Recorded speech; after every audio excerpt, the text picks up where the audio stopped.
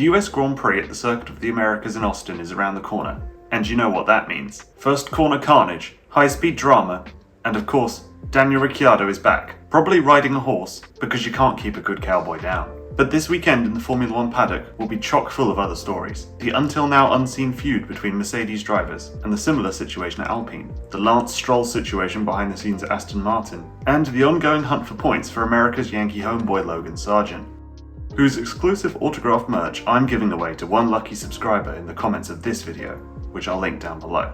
So today is the first for this channel, as we host the semi-official preview of the second US Grand Prix of the season, and take a look at everything and anything that could happen in Texas this weekend. The big talking point is obviously if we'll see a continuation of the dust-up between Mercedes' two drivers. The usually calm and collected Lewis Hamilton came together with the hothead that is George Russell at turn 1 last time out in Qatar. Here's what both drivers had to say. Come on! What the hell?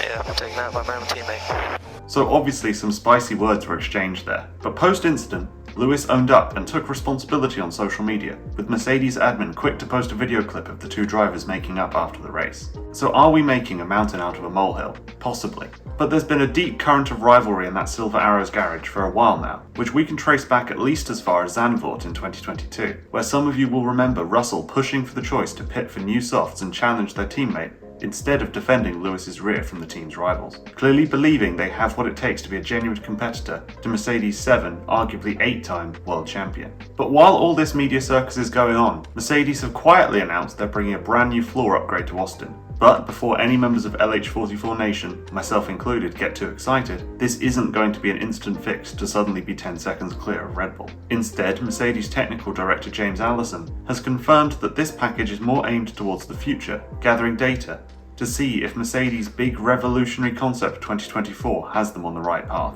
So the evolution of the team's on and off-track dynamics remains to be seen. But further down the grid, there's greater turmoil of a similar nature at Alpine. We already know their two drivers are constantly at each other's throats. Esteban Ocon and Pierre Gasly have been rivals/enemies for their whole careers. But now rumours are abounding of a schism between the team's two groups of personnel.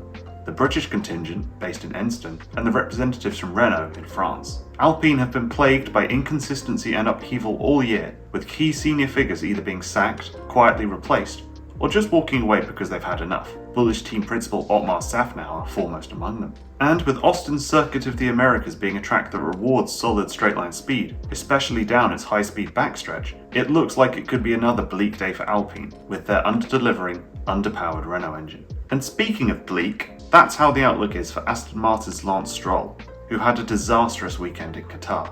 Poor performances on track, combined with the sweltering conditions, seemed to get to the Canadian, who lashed out at their personal trainer in the garage before giving a less than eloquent interview afterwards. Now, I've been one to pile onto Lance in the past for having a seat guaranteed at a team owned by their mega millions toting father. But it seems that people have forgotten that ultimately, Formula One is one of the most mentally challenging things to do in the world. So I genuinely hope Lance can put a good run of form together and prove a lot of those haters wrong. Especially because seemingly their seat alongside championship winning Fernando Alonso might be threatened by another driver on the grid who's having an impressive season.